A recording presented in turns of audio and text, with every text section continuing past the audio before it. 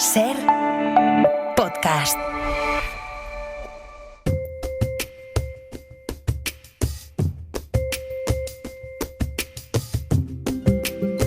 Hoy por Hoy Magazine.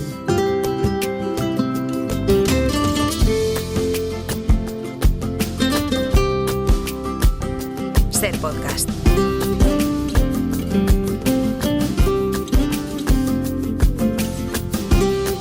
Es martes y esto quiere decir que está aquí. Bueno, que quiere decir que está aquí, no. Quiere decir que le toca estar en la radio a Nacho Carretero. ¿Qué tal? Muy buenos días. Buenos días. Que estés aquí es otra cosa. Hoy sí estás aquí en Madrid conmigo. Yo estoy granjeando mala fama. Yo casi siempre estoy aquí. Es verdad.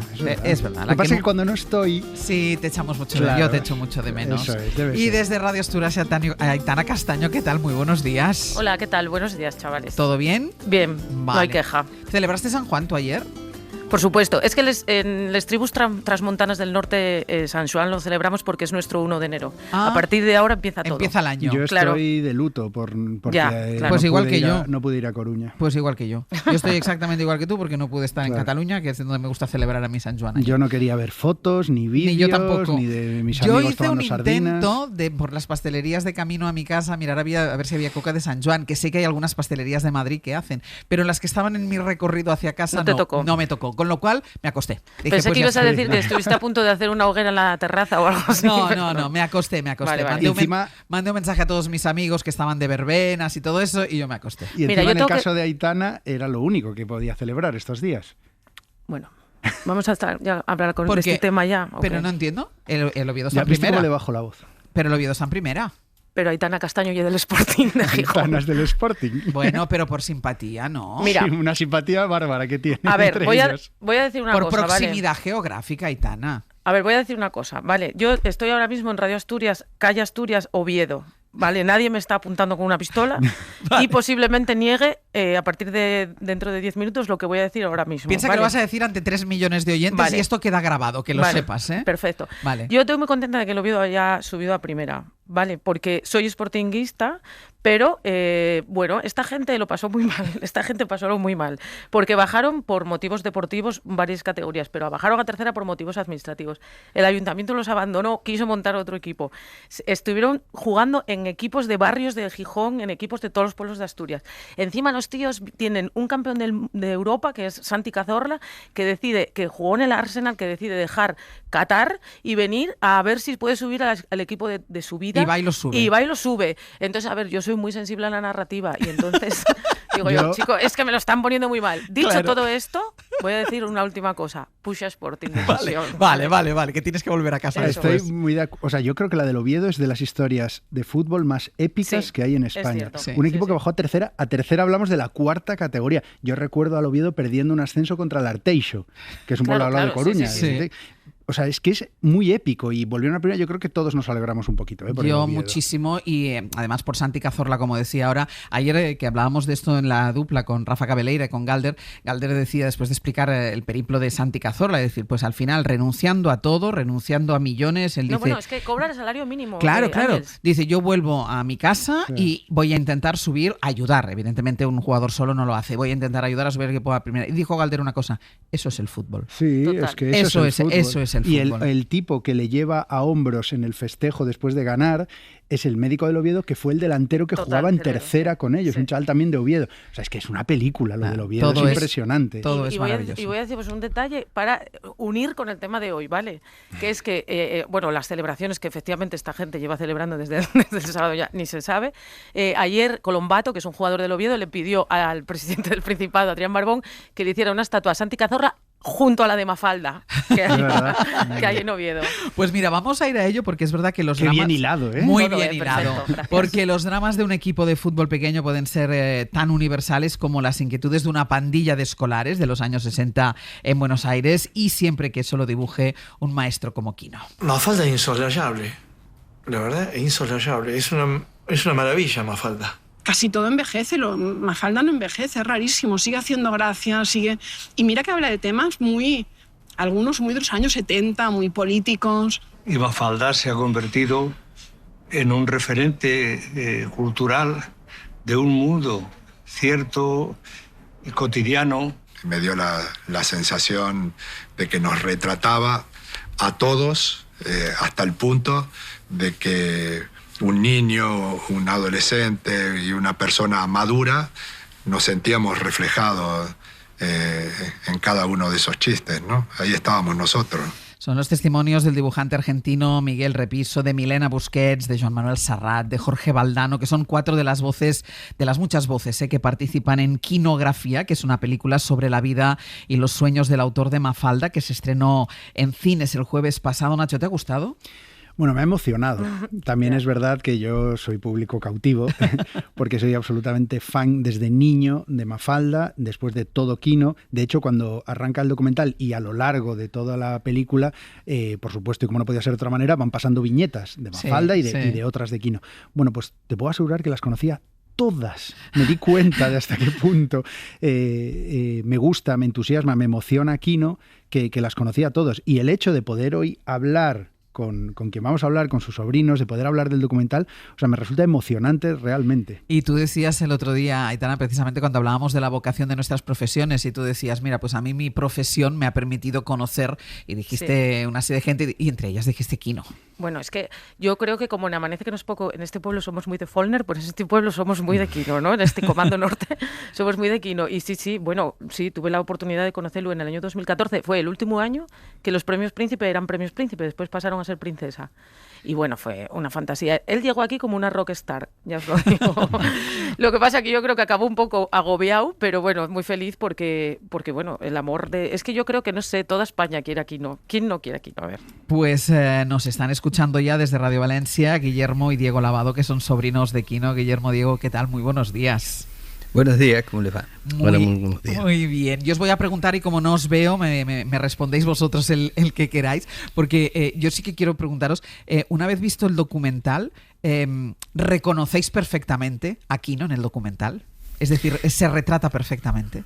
Sí, es muy... Si bien es un documental muy íntimo y como decían recién por ahí para gente que conoce la obra, creo que lo que logra ese documental desde la intimidad de su autor, de la obra humorística, es explicar un poco los orígenes de su personalidad, de su pensamiento y cómo influyeron sus vivencias desde ser un hijo de inmigrantes españoles en Argentina, a los primeros contactos con la sociedad en la escuela, la experiencia de la guerra civil vista de lejos, sí, y después la Segunda Guerra Mundial. Bueno, cómo eso después se transmite a través de la obra en temas que son muy característicos de él, que son, bueno, la preocupación por la paz, por las injusticias, por las relaciones de poder.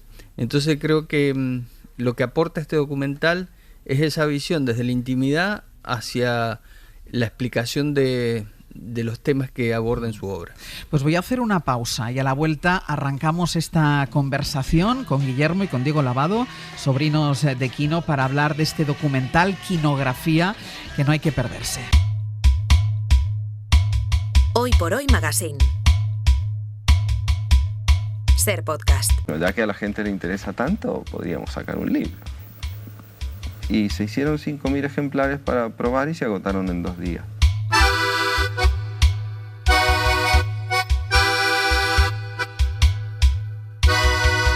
Y no, es un hombre que hay que descubrirlo.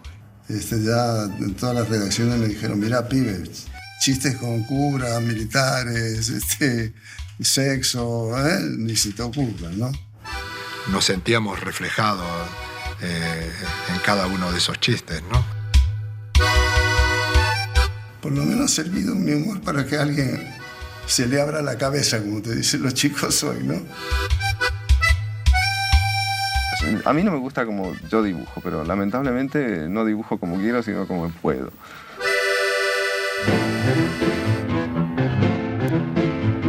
Estamos con Nacho, con Aitana en el Comando Norte. Escuchábamos el tráiler del documental Quinografía, que se estrenó el jueves pasado en cines. Hablamos con Guillermo y con Diego Lavado, 2 de los sobrinos del dibujante Quino, creador de Mafalda y de otros tantos personajes anónimos. Diego, creo que tú tuviste mucho que ver en la gestación de este documental. ¿Cuál es el punto en el que arranca el trabajo? ¿Cuándo se decide llevar esto adelante?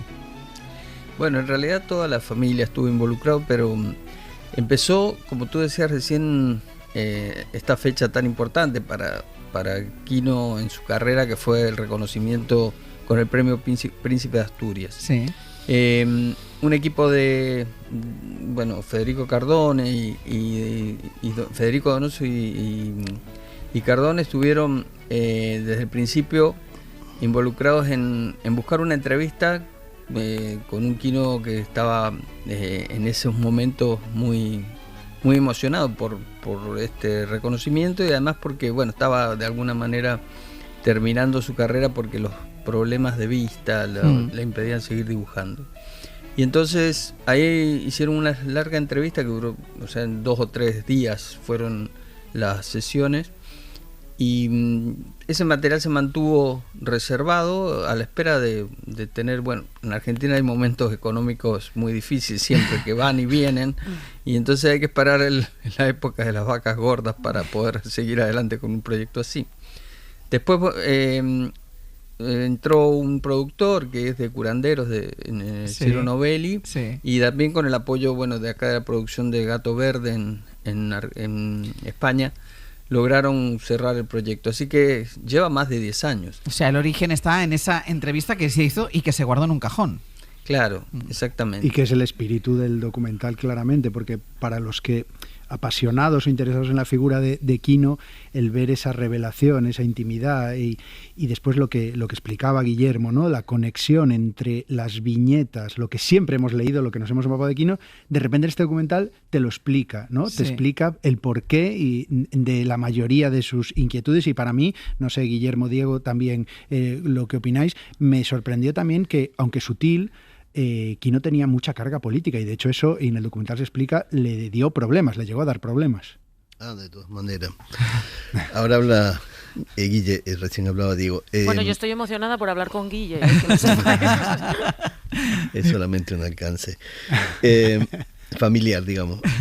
Claro, Quino lo explica muy bien en el documental, que no solamente la censura que existía en ese momento con temas tabú como son la política, la religión, el sexo, de alguna manera también lo tocaron en su especie de autocensura para poder seguir desarrollando su trabajo, pero en esa cárcel la invención surgió de una manera maravillosa, siendo una abstracción y siendo como muy sutil en no evitar esos temas, y yo creo que siempre lo repetimos desde una mirada muy autocrítica también, y haciéndose cargo de todas las miserias y bondades que presentaba en las características del ser humano. Entonces yo creo que es una de las claves por lo cual sigue siendo tan actual y sigue siendo tan simpático a todo el mundo, sin distinción de ideologías. Una de las cosas que yo creo que queda clara con el documental es que, además de esa carga política y tal, es la hipersensibilidad que tenía este hombre, porque al final él sí que sufría como Mafalda por ese mundo en el que estábamos. Yo cuando estuve aquí en Oviedo, que tuvimos de verdad la inmensa suerte, los periodistas, cuando estamos en este tipo de cosas, no solimos pedir fotografía, pero ese día pedimos fotografía todos aquí, ¿no? Y además fue muy simpático porque él iba en silla de ruedas y le dijimos, señor Quino, si podemos hacer una foto con usted. Y dice él, somos periodistas, hijo, pero por favor, beban. Como en plan, ya está bien. Y dijimos, sí, estamos en ello, pero queremos hacernos una foto con usted. Y era esa sensibilidad como, no sé si Guillermo y Diego nos pueden confirmar que efectivamente así era, ¿no? En su vida diaria. Era una persona muy, muy sencilla. Uno lo ve en cómo vivía, en cómo vestía, en su cotidiano. Era una persona 100% dedicada al trabajo, de manera muy lúdica y muy sufrida también, porque la pesadilla diaria era la hoja en blanco y el encontrar una idea que fuera no solamente apta, sino que valiera la pena ser dibujada, y muchas veces llegaba esa idea a 2 días de tener que hacer la entrega, entonces pasaba sus noches en blanco. Yeah. Y yo creo que esa dedicación y esa devoción por dar lo mejor de sí lo mantuvo como una persona tan sencilla, que se nutría de todo, de los niños, siendo que no los tuvo, pero bueno, estaban sus sobrinos, estaba los hijos de sus amigos, y también se nutrió muchísimo de la música, de subir a un autobús o a un metro y ver las reacciones de la gente. El comportamiento humano para él fue realmente una fuente de inspiración. El cine, era una persona que absorbía todo y como un artesano volcaba toda su emoción y sus reflexiones en su dibujo. Claro, es muy curioso cuando decís que es un momento muy importante en su vida, que es ese reconocimiento, que es en 2014 del premio Príncipe de Asturias. Entonces, es muy curioso cuando cuenta Alex Grigelmo como cuando le llama, sí, por si él lo aceptaría, porque claro, sí, él viene de una familia de tradición republicana, exiliados, es decir, que vivieron con muchísimo dolor la guerra civil, y al final no deja de ser el monarca de España. Pero a mí, Guillermo Diego, la respuesta que él da me parece maravillosa. Dice, esto es democracia, el premio yo considero que me lo da España. Y él sí, siempre había sentido mucho también esas raíces españolas. Se ve, ¿no?, en el documental. Pero, sí. Claro, es que él llegó, nació en Mendoza, una provincia del interior de Argentina, pero siempre vivió en un ambiente español. Cuando él empezó la escuela él primaria, de hecho dice que es mediterráneo. Sí. Sí. Cuando es que Mendoza era eso, era una reunión de inmigrantes de todo tipo, pero básicamente italianos y españoles, porque se dedica a la vitivinicultura. Sí. Y cuando él fue el primer día al colegio, primero él no sabía que se llamaba Joaquín Lavado, él creía que se llamaba Quino. Y entonces le sorprendió que cuando la maestra tomó lista lo nombrara por esa forma. Y después que los alumnos, los compañeros les llamaba la atención porque hablaba con un acento andaluz. Entonces, y usaba palabras propiamente españolas. Entonces fue todo ese recuerdo también que lo impulsó.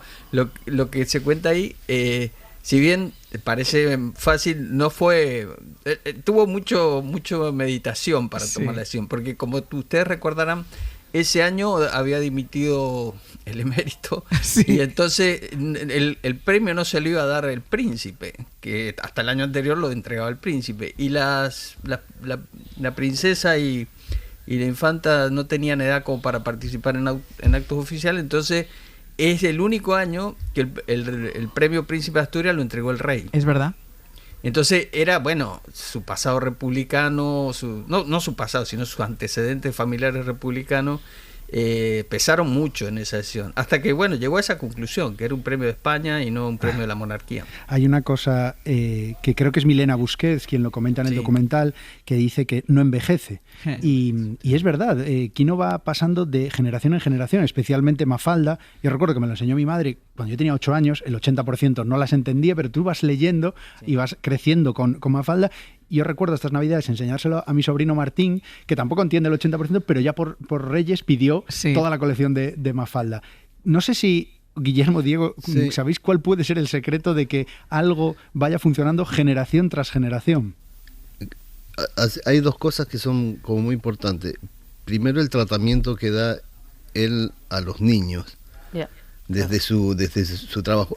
Y los padres también que dan a sus niños, que es de alguna manera un tratamiento lineal sin considerar que son niños y no entienden. Los niños entienden quizás un pequeño porcentaje de lo que leen en ese momento de Mafalda, pero queda en su memoria y queda algo germinando ahí que cuando son grandes los sigue atrayendo y son capaces también de creer que vale la pena también transmitírselo a sus hijos y así por generaciones. Y de todas maneras, un poco lo que decía recién, Quino era una persona tremendamente sensible, muy observador, y hay una entrevista de él que leímos en familia hace un par de años, que es del año 64, donde había hecho una muestra en Mendoza, en su ciudad natal, que se llamó Música, Dinero y Poder, que es todo relacionado con la música, y con el poder. Y en esa entrevista, él, claro, esto no es azaroso, el hecho de que haya sido tan atemporal también, que hasta el día de hoy siga siendo tan actual. Entonces, un periodista le pregunta qué piensa de sus contemporáneos regionales, y él dice que son muy localistas y que su visión es un poco más europea en relación a sus colegas, donde no habla y no pretende él hablar de temas puntuales o de la contingencia política de ese momento o de algún político en particular, sino que tiene una visión que es la que lo hará perdurar, que es hablar de los temas que nos preocupan a todos sin tiempo, porque es que siguen siendo los mismos. Sí, los conflictos que tenemos ahora en Medio Oriente, Israel, Ucrania, siguen siendo, con pequeñas variantes geográficas, surgidos de los mismos intereses económicos de las grandes potencias. Y siguen causando el mismo daño, las hambrunas, la muerte de civiles. Hay esa pregunta que le hacen en esa entrevista, que es desde 2014, estamos en 2025, o sea, han pasado 11 años. Y le dice qué es lo que le preocupa del mundo, y hace una enumeración de problemas que dice, es que esto lo podría haber contestado ayer. Ayer, sí. Claro. Sí. Sí. Hasta en esa entrevista es actual. Exacto. Sí, a mí una de las cosas que más me fascinó siempre es que Mafalda solo se publicó 9 años, porque parece que en realidad lleva publicándose como 50, pero una de las cosas que más me gustaban, porque a mí me pasó lo que Nacho, yo tenía 7, 8 años, y yo es que me reía, pero a carcajada limpia, cuando seguramente no entendía ni la mitad de lo que pasaba. Yo quería vivir en Buenos Aires, quería que no me gustara la sopa, aunque me gustaba, yo quería ser como Mafalda. Entonces, yo no sé si los Lavado pueden deciros un poquitín cuál era, o sea, si el secreto podría ser un poquitín ese, hablar de esas cosas con un humor que podía ser melancólico, pero al final te hacía soltar desde una carcajada hasta una media sonrisa. A pesar de que el tema fuera dramático. Exacto, sí. Bueno, como decía Guillermo, es buscar esos temas esenciales, y las cuestiones esenciales no envejecen, ¿no? Entonces, la discusión o la polémica se planteaba con mucha sutileza, porque recién alguno de ustedes dijo, bueno, aunque no parecía, Quino era una persona muy comprometida políticamente, y es verdad, o sea, era así. Nosotros lo vivimos como, un personaje raro de la familia, porque no todos tienen un tío dibujante, pero además contemporáneamente como el tío que sin tener hijos, porque Quino y Alicia no tuvieron hijos, se volcó a que nosotros los sobrinos fuéramos un poco del reemplazo, y entonces con mucha vida familiar, con mucho contacto, aunque vivía en Buenos Aires y nosotros en Mendoza, y tuvo esa capacidad de reflexión y de percepción que nos iba sorprendiendo día a día. Hay muchos temas, pero incluso algunos que no parecen tan relacionados con la política o con el poder como la música, él le saca justamente ese jugo, o también con las relaciones de los camareros con los clientes de la gastronomía, bueno, o sea, se puede, como dijo Michel Foucault, la microfísica del poder, un poco, es lo que y como la entrevista fue de 2 días, ¿quieres decir que puede haber Quinografía 2? Puede ser. Bueno, puede ser. Ahora lo que está bueno, que estamos también de alguna manera acompañando, es que hay una impresionante muestra que empezó en Palmas de Mallorca, y que ahora está en La Coruña, que es de 104 originales de Quino sobre la música. La muestra se llama Quino en la música, y va a recorrer varias ciudades españolas, y ahí van a poder ver eso que decíamos. O sea, puede ser que haya otro documental. Guillermo les puede hablar de algunos otros proyectos que tenemos. No me va a dar tiempo a esos proyectos, pero sí que me da tiempo. Pero sí que me da tiempo a recomendar esa exposición que está diciendo, que ahora está en La Coruña, que Nacho no te la puedes perder. No. Y me da tiempo a decir que no se pierdan de verdad Quinografía, que es la película biográfica que cuenta la historia del creador de Mafalda. Se puede ver en cines y van a entender muchas más cosas todavía sobre esas viñetas de Quino. Guillermo Lavado, Diego Lavado, sobrinos de Quino, muchísimas gracias. Ha sido un placer compartir este ratito con vosotros. Muchas gracias a ustedes. Un beso grande. Muchas gracias. Hasta luego, chicos. Un besín, hasta el martes. Chicos. Hasta el martes. De par en par, sin respeto al horario ni a las costumbres, y a los que por su bien hay que domesticar. Niño, deja ya de joder con la pelota. Niño, que eso no se dice, que eso no se hace, que eso no se toca. Hoy por Hoy Magazine.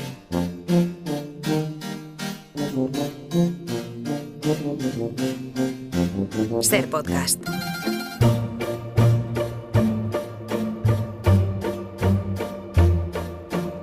Esta sección, Mis Experiencias, una fuente inagotable de historias, y la que hoy les vamos a contar se desarrolla entre Sevilla y Cádiz, en un viaje de idas y vueltas que conoce también muy bien Chema Rodríguez. Chema, ¿qué tal? Buenos días. Muy buenos días. Si a ese viaje le añadiésemos Vejer de la Frontera, tendríamos el Triángulo de la Felicidad. Bueno, eso es maravilloso, porque tú la semana pasada estabas en Sevilla, hoy estás en Cádiz, pasando por Vejer. La Miss que te acompaña en la emisora tiene en común contigo eso, que va y viene entre, yo creo que dos de las ciudades más Vejer, más bonitas del mundo. ¿Quién está contigo?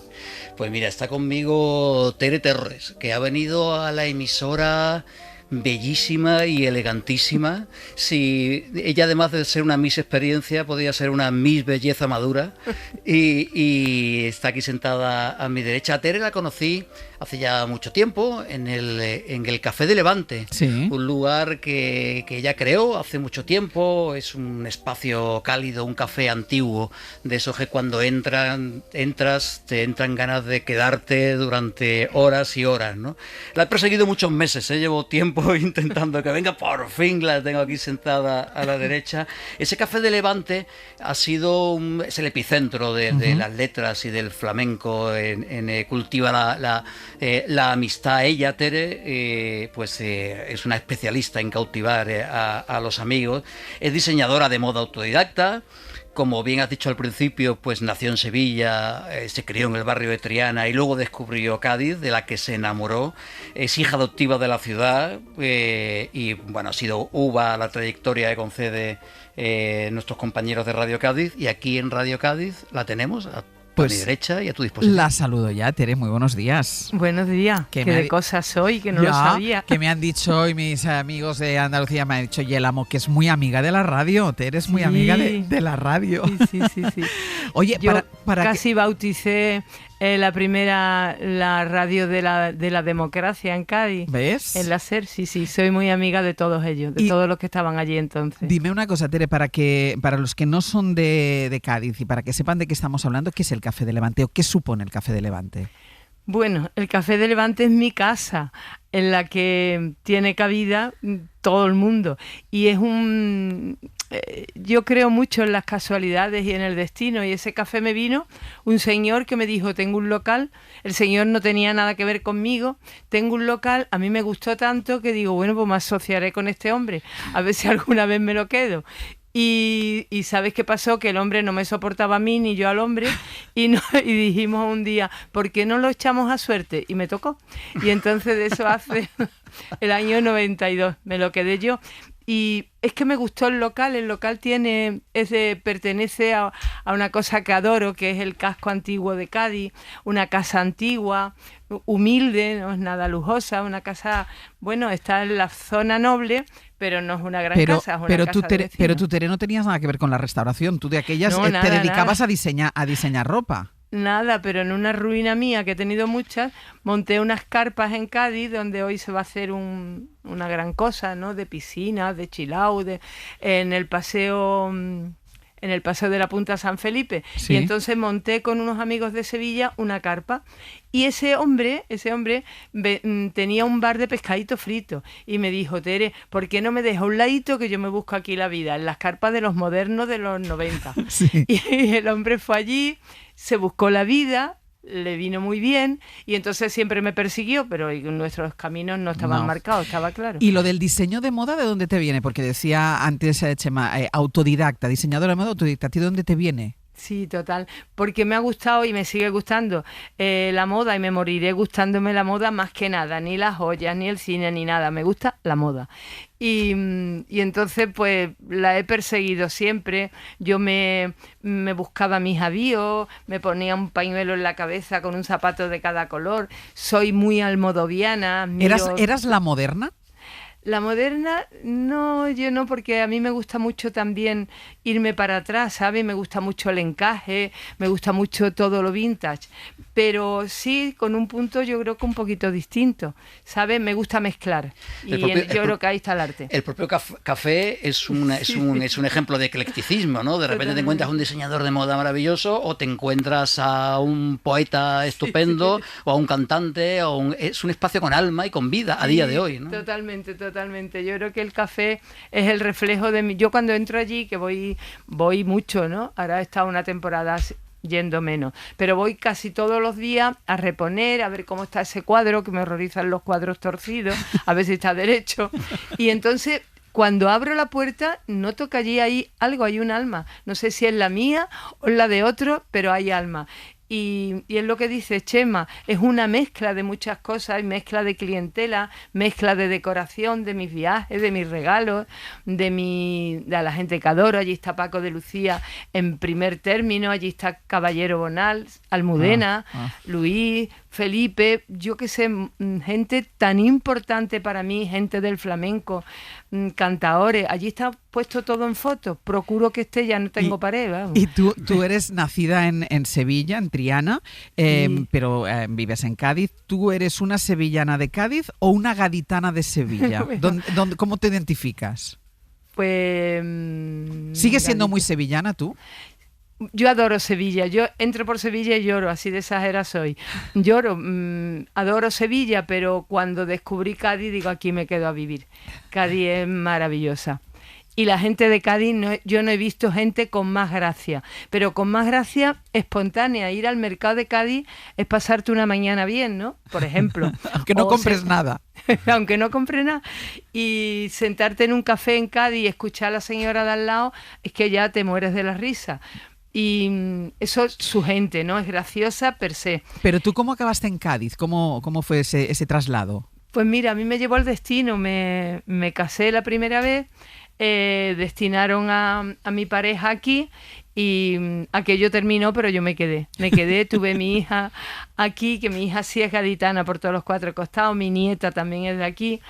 Y me embrujó Cádiz. A mí de Cádiz me gusta sobre todo, por supuesto, el mar. Después su luz y después ese casco antiguo que no se puede aguantar, que tienes calles enteras sin tocar, del 18. Y ahí es que tú, no sé, reflejas lo que sería aquella ciudad, ¿no? Porque tu infancia en Sevilla, tu infancia en Triana, ¿cómo fue, Tere? Mi infancia un poquito difícil. ¿Por qué? Mi madre, como muchas madres de la época, yo nací en el 50, mi madre huyó, como tantas mujeres cuando terminó la guerra, de los pueblos, de un pueblo de Anarcoya, huyó a Sevilla a buscarse la vida. Y allí nos tuvo, a mi hermana y a mí, de un señorito andaluz que te puede imaginar la infancia. Pero mi madre tenía mucho poderío y yo no he tenido en la cabeza otra cosa que lo que me enseñó. Sé muy educada, sé muy respetuosa y por favor trabaja. Yo sigo trabajando y desde los 14. Esas madres solteras de los 50. Iba a decir un señorito andaluz que pasó de tu madre, que pasó de vosotras. Bueno, a su manera, como eran todos, ¿no? No te digo ni que era más malo ni era más bueno, eran casi todos, tenían esa mochila y ellas también la tenían, ¿no? Venían de unas madres de un pueblo, de un saber cocinar, de un saber... Es que aquellas mujeres, aquella generación, la nuestra, la mía es fantástica. Salvamos muchas cosas, pero aquella yo me quito el sombrero, vamos. La anterior, la de mi madre, bueno, y la de mi abuela ya ni te cuento, sabían cocinar, tenían hijos, allá iban, y bueno... ¿Y tú fuiste a la escuela? ¿Tú estudiaste? Yo, mira, estudié hasta los 12 años, que muere mi padre, y ya tuve que trabajar. A los 13 ya estaba trabajando en una pastelería. Estudié porque mi madre lo tenía en la cabeza, que teníamos que estudiar. Y lo demás lo he aprendido de la vida, ¿sabes? De observar. Yo observo mucho y de las personas. Hasta los 12 estudiando, tengo muy buena memoria. Yo a mi nieta le digo que me bajaba a unos ceramistas que había debajo de mi casa, allí en Triana, a leer el periódico todos los días, con 7 y 8 años. O sea que yo he sido lectora. Y después he estudiado hasta los 12 años, hasta que pude. Y después he observado a la gente, porque si hay algo que me gusta en este mundo es la gente. Eso me apasiona, conocer a alguien que me interese, me da igual de dónde venga, de quién sea, ¿sabes? Y siempre ha sido muy independiente y muy fuerte, ¿eh? Bueno, se dice que soy fuerte, no soy tan fuerte. Eso no me aparenta. gusta hacer sufrir. Y entonces pues tengo ese caparazón y bueno, yo creo que sí, que soy fuerte. ¿Tu relación con la moda se forja cuando ya estás en Cádiz? Sí, monté un taller con una amiga mía, después monté otro con otro amigo mío y de las primeras clientas, como me gusta tanto el flamenco, de las primeras clientas que tuve fue a Sara Vara, a Sarita. El primer espectáculo se lo hicimos nosotros. Y hasta hoy. ¿Y todo esto sin pasar por una escuela de diseño ni nada? Nada. Porque, bueno, siempre me he rodeado de muy buenas modistas. De Javier Cosano, de Paqui Sousa, de mucha gente que sabía coser muy bien. Y yo era la de las ideas. Yo me pone una señora desnuda delante y la visto en un momento con la mirada, ¿sabes? Aquel lazo, ese peinado o no, un todo. Y bueno, me fue bien, no me fue mal. ¿Y ahora sigues diseñando? Pues ahora tengo un impasse en la vida que también me hacía falta, pero bueno, ha sido inesperado. Que me dedico sobre todo al café con mi hija, que me ayuda muchísimo. Vale, pero si alguien te lo pide, tú te animas. Sí, si alguien me lo pide, el otro día le hice un traje a una amiga mía que iba guapísima, María José Arizón, que bueno, que quería tenerlo. Eso sí me lo permito, me permito hacer mantones, pinto en telas, porque me apasiona, te digo. Pero que entonces me tienes apasiona también la una moda. vena artística importante. No lo sé.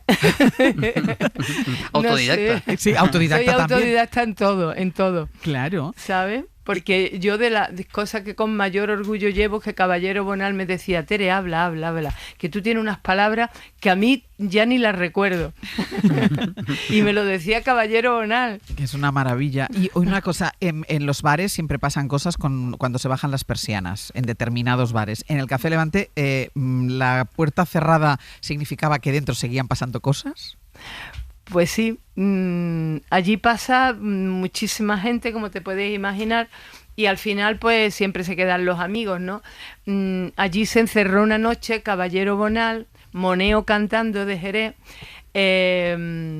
un manager que había por allí medio loco, nosotros, y escuchamos, y escribió una crónica preciosa en El País, Alejandro Luque, que decía que los ecos de Moneo y los oles de Caballero se escuchaban desde el principio de la calle. Aquella fue una noche para el recuerdo. Y otra noche muy buena, muy divertida con el dueño de un bar en La Ruina, que os contaba cómo lo había pasado y que creo que fue divertidísimo. Sí, esa fue hace muy poco, esa fue este invierno. Que se llama, ¿verdad? Bueno, Luis, y él, bueno, tenía un bar estupendo en Cádiz, tenía todo el mundo de clientes, se arruina, y un día lo veo, digo, Luis, ¿pero tú dónde vives ahora? Dice, yo dentro del bar porque me lo han quitado, y entonces para que no me lo quite el banco, allí duermo, allí vivo, allí me ducho, y estuvo contándonos, como con la gracia que hay en Cádiz, ¿no?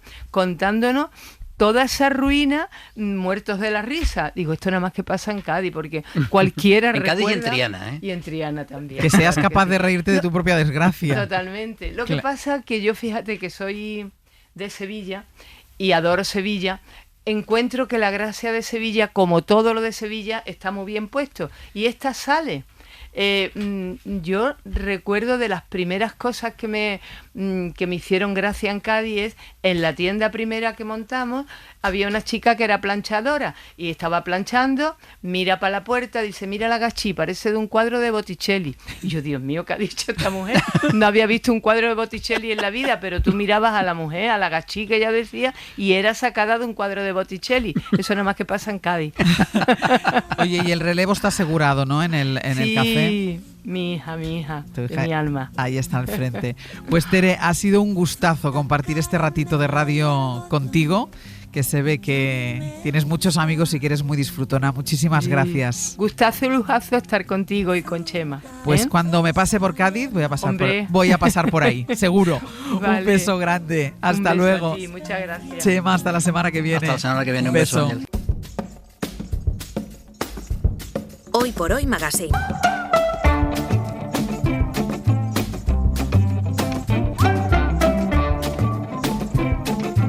Ser podcast.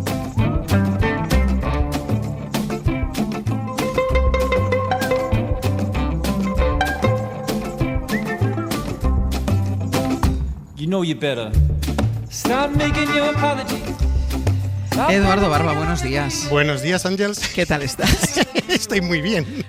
Estoy acalorado. ¿Estás relajado? Mucho. Mira que de flores ahí en el estudio. Tengo que decir, antes te lo he dicho, que ya como las has entrado de la terraza y las has puesto ahí en el pasillo, que olía, el pasillo olía, y ahora aquí dentro huele muy bien este jardín que has entrado, que has metido aquí dentro. Sí, porque tenemos aquí un jazmín estrella, un Trachelospermum, que es del que vamos a hablar ahora. Ahora iremos a nuestro protagonista de hoy, que está aquí entre tú y yo, con los oyentes que nos vean a través del streaming o que después recuperen las imágenes, verán que es el jazmín estrella del que hablaremos ahora, pero lo primero que me fijé, porque la semana pasada me hablaste del ficus, que habíamos cortado las ramas, pero que en una de esas ramas que no habíamos cortado le habíamos hecho, ¿cómo era eso? Un acodo aéreo. Un acodo aéreo, que es esa especie de bola donde dentro crecen las raíces del ficus. ¿Todavía no lo cortamos? No, vamos a esperar a la última semana, simplemente para darle más tiempo que forme ese cepellón. No nos podemos adelantar. Yo, de hecho, me esperaría un poquito más, pero bueno, yo creo que es un buen cierre de temporada el hacerlo en el último programa. Bueno, tampoco vayas a precipitarte, a ver si ahora por cortarlo antes de tiempo... No, nos va a venir bien, yo creo que va bien, sí. Los tiempos, eso es como, sí, está bien. Ya con el calor del horno que queda remanente ya se termina de hacer el soufflé. Vale, pues la semana última, es decir, dentro de 2 semanas, cortaremos ese cepellón, como tú llamas, para poder tener una planta nueva. Una planta nueva y muy grandota, además. No, es que claro, eso ya es cuando ya te dan un niño crecido, pues eso es exactamente lo mismo. Exacto. Venga, vamos con el jazmín, que es la última incorporación, ¿no? Sí, mira, lo que tenemos aquí es una de las últimas plantas de la temporada, seguramente. Es una de las plantas que yo quería haber traído hace ya tiempo para cubrir una de las grandes columnas. Ya sabes que en la escalera, en la terraza de la radio, hay una gran pasarela en forma, pues eso, de escalera para subir a una planta superior. Metálica, y tiene varios soportes que yo pues me gusta hacerlos desaparecer bajo plantas. Entonces, una de las responsables de esta desaparición de esa escalera va a ser este falso jazmín. Yo lo que quería era meter una compañera a nuestra trepadora de chocolate o de flor de chocolate, que es la Akebia quinata, que bueno, pues está tremenda, está arriba llena de tallos, está muy bella, y lo que quería traer era una planta pues de hoja perenne, como es este falso jazmín, jazmín estrella, jazmín chino, tiene todos estos nombres. ¿Por qué le llamas falso jazmín si después le llamas jazmín estrella, jazmín chino? Bueno, son los nombres populares que ya sabes que inducen. ¿Pero es un siempre jazmín o no es un jazmín? No es un jazmín porque no pertenece al género Jasminum. Todos los jazmines que normalmente nosotros llamamos como jazmín pertenecen a un género que es el Jasminum. Y ahí tenemos pues el Jasminum grandiflorum, el Jasminum polyanthum, hay varios jazmines que tenemos ahí. Este no pertenece a ese género, sino que pertenece al género Trachelospermum. Correctamente habría que decirlo Trachelospermum, pero yo pronuncio la che. Trachelospermum jasminoides. Y ese apellido de jasminoides te dice que es a la manera del jazmín, es lo que significa en ese latín. Y es verdad que si tú te fijas en la hoja, bueno, pues la hoja quizás no tiene mucho parecido con la de nuestros jazmines, porque es una hoja simple, más durita, mucho más gruesa. Sí. Y la flor ya sí que se parece un poquito más. ¿Por qué? Porque tenemos ya 5 pétalos. Es verdad que son 5 pétalos que, si te fijas, tienen una forma de hélice. A mí me recuerdan un poco a las hélices. Están así como un poco torcidos al final. Sí, porque tiene una estructura de flor igual que la adelfa, por ejemplo. Pertenece a la misma familia de la adelfa, que es la familia de las apocináceas, que es un nombre bien poético, y por decirlo de alguna manera. Y ahí tendríamos pues este Trachelospermum, ¿no? El lugar de origen de esta especie marca también otro de esos nombres populares que pues he mencionado antes, que es el de jazmín chino. Es quizás un nombre menos común, pero nos marca esa zona de origen pues de China, de Corea, de todo este sudeste asiático, ¿no? Incluso de Japón, ¿no?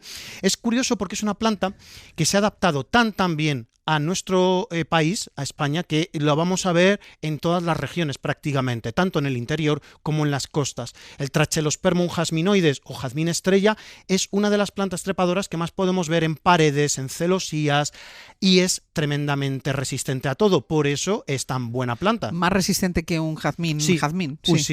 Sí, porque es una planta que es mucho más vigorosa, tiene como mucha más fuerza. A ver, pertenece a la familia de la adelfa. Ya eso nos está diciendo algo. Esa genética compartida quizás de base nos puede hacer pensar que es una planta mucho más resistente, y así es. Yo he visto jazmines estrella, Trachelospermum, totalmente o medio abandonados, y el jazmín estrella todavía seguía ahí dando guerra y floreciendo. Entonces, bueno, pues es mucho más resistente que un jazmín normal. ¿Cuándo florece? Porque tiene todavía bastante flor. Tiene todavía bastante flor, pero ya está empezando a declinar, porque lleva ya desde inicios de mayo en algunos sitios, finales de abril incluso, yo llegué a ver algunos. Entonces está sobre todo mayo y junio en plena floración. Es una floración que solo ocurre una vez al año, es una floración que va en oleadas, no es tan corta quizás como la del Jasminum polyanthum, un verdadero jazmín que florece entero en blanco, y ese, como vengas lluvias, tal, no sé qué, enseguida cae la flor. Sí, se va a ir yendo.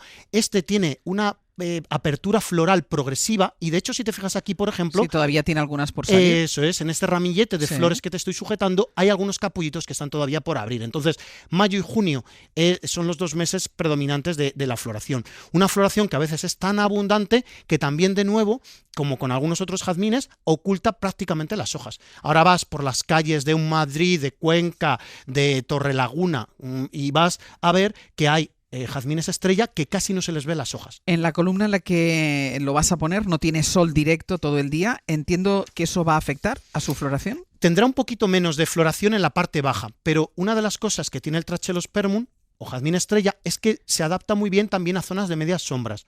Es verdad que en una zona de media sombra no nos va a florecer tan fuerte como en un pleno sol, pero va a estar bien. De nuevo, pensamos en la familia de la que viene, familia de las adelfas, entonces ya podremos intuir, o no, porque no siempre dentro de la misma familia, oye, hay hermanos que a lo mejor no se parecen en nada, pero en nada. Bueno, pues aquí sí que tenemos una genética de base compartida con la adelfa, y las dos son plantas amantes del sol. Entonces, el jazmín estrella, si lo vemos blanco entero, es porque está a pleno sol. Si lo vemos con ya pues menos flores, con estos ramilletes más salpicaditos, es lo que va a ocurrir en una media sombra. Pero hay que decir de nuevo que nuestra columna no es de una sombra profunda, es una sombra muy luminosa, y va a crecer hacia arriba. En esa columna, cuando llega arriba, hay pleno sol durante muchísimas horas. ¿Y lo vas a poner en un macetón grande? Sí. Hay que tener en cuenta siempre una cosa con las plantas trepadoras. Yo una planta trepadora no la puedo cultivar, como muchísimas veces vemos los jardineros, en pequeños contenedores o en jardineritas. Yo muchas veces veo madreselvas, jazmines, Trachelospermum, los ves en unas jardineritas que miden ni un palmo de profundidad. Claro, el primer año, o mejor dicho, los primeros meses, bueno, vale, que va, pero luego empieza a declinar. ¿Por qué? Porque no tiene suficiente cantidad de sustrato para hacer crecer una raíz. Si no tiene buena raíz, no tiene buena parte aérea. Por mucho abono y por mucha agua que le dé, nunca voy a tener una muy buena planta. Es decir, si ponemos una trepadora que no la podemos poner directamente en el suelo, porque estamos en una terraza, mejor un macetón bien grande. Un macetón bien grande, porque cuanto más grande, más masa aérea va a tener y más desarrollo va a tener. Entonces nosotros lo vamos a colocar en uno de nuestros grandes macetones que están al pie de una de las columnas. Es un macetón de casi 50 centímetros de diámetro, por otro tanto de profundidad. Ya tenemos algunas otras plantas, como un carex, tenemos ahí alguna planta más, un geranio que nos regalaron. Bueno, pues lo vamos a colocar en medio y va a tener espacio suficiente en la raíz como para generar una muy buena planta. Pues mira, vamos a hacer una pausa después de haberles presentado y haber conocido nosotros a este falso jazmín o jazmín estrella o jazmín chino, que así se llama, que ya pueden ir a buscarlo ustedes si quieren, aunque ahora si van al vivero seguramente la mayoría no tengan flor.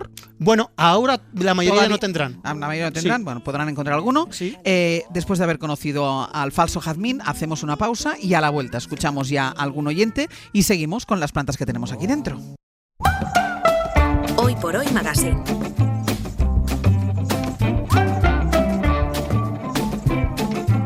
Ser podcast.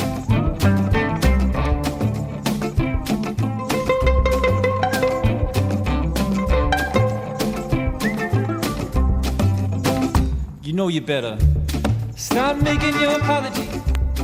Stop blaming technology, yeah. Aquí seguimos metidos en el jardín con Eduardo Barba. Ahora hablaremos de las otras plantas que están hoy en este estudio, pero primero vamos a escuchar a una de las oyentes que ha llamado al 900-100-800, que ya saben que es el teléfono que tienen a su disposición por si quieren hacer alguna consulta. Ellas, Ángeles, desde Murcia. Ángeles, ¿qué tal? Muy buenos días. Hola, buenos días, Ángel. Buenos días, Eduardo. Buenos días. Cuéntanos, o mejor dicho, cuéntale a Eduardo qué problema tienes. Sí, vamos a ver, mira, el problema es que a mí me da por desquejar plantas. Sí. Entonces, pues las meto en agua. Y tengo bastantes plantas en agua. Tienen sus raíces y están saliendo hojas. De hecho, tenía una monstera que se perdió y la fui recortando hasta que la iba a tirar. Y dije, bueno, la voy a meter en agua. Entonces la metí en agua y ya me empezó a salir de hojas.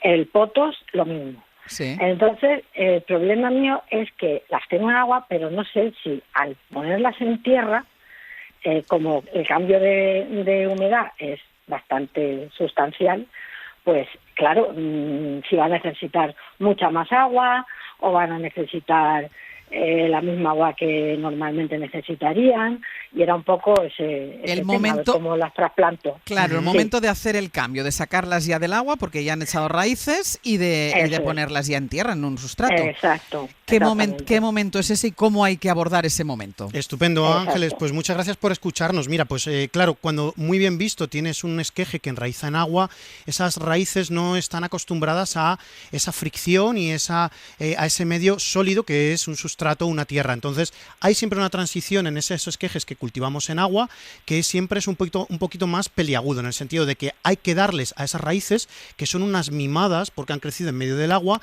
hay que darles como un acompañamiento muy cariñoso. ¿De qué manera? Un sustrato que sea muy aireante, un sustrato profesional, que tenga poca turba negra, por ejemplo. A mí me gusta poco los sustratos que tienen mucha turba negra porque acumulan mucha cantidad de agua y eso quizás es demasiado.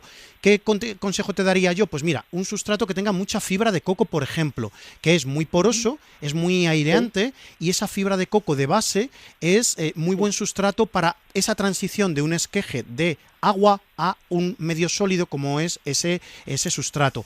Y luego, lo que yo te recomiendo siempre, y lo que recomiendo siempre, es que ese esqueje no le hagas pasar mucho estrés. ¿En qué sentido? No coloques a la planta con mucha iluminación directa del sol, porque no la va a necesitar. De todas maneras, estás hablando de una monstera y de un poto. Entonces, con muchísima luz al pie de una ventana, y es importante que ese sustrato no se seque. ¿Por qué? Porque es una planta que no está acostumbrada al agua, no le ha faltado, no ha tenido carestía, no ha tenido déficit de agua en ningún momento. Entonces hay que siempre procurar a esa raíz ese punto de humedad. Así que un sustrato muy poroso, como es esa turba de fibra de coco, por ejemplo, muchísima luz al pie de una ventana y un poquito de hidratación todos los días para mantener bien hidratado ese sustrato. Y el esqueje no tendría que sufrir, siempre que tenga buena raíz. Entonces, nosotros siempre lo hemos hecho aquí, por ejemplo, con unos ficus. No sé si recuerdas, Ángel. Sí, los ficus. Así, pues eso, pues igual. Pues Ángeles, sustrato de fibra de coco, buena luz, hidratación. Eso sería lo que necesitamos los seres humanos también, ¿eh? Sobre todo ahora. Por ejemplo, hidratación y buena luz. Lo que voy a hacer es que las voy a dejar en el mismo sitio donde están. Muy bien, perfecto. Pues ahí han ido perfectas, entonces una vez que las trasplante, pues las voy a dejar ahí y ya a ver cómo va. Ya veremos a ver. Pues Ángel, ya nos lo dirás. Un beso grande. Venga, hasta luego. Muchas gracias. Hasta luego. Pues escuchamos a más oyentes, pero mientras tanto, de las otras plantas que has metido aquí en el estudio, una es la lavanda, que huele maravillosamente bien, y luego dos hortensias que las dos están en plena floración, ahora hablaremos de ellas, pero empezamos por la lavanda. ¿Qué contamos de la lavanda? Bueno, es que la lavanda, claro, es el mes de la floración de las lavandas, ¿no? En mayo ya empiezan campos de lavanda los campos de lavanda que recordamos de tantas regiones españolas y de Italia y de Francia, por ejemplo, ¿no? Normalmente lo que estamos viendo, bueno, nosotros aquí tenemos una lavándula angustifolia, que es de hoja estrecha. Es la lavanda más habitual que podemos encontrar en todos los jardines de toda España, ¿no? Es una floración muy abundante que lleva preparando la planta desde hace 1 mes y medio largo, 2 meses incluso.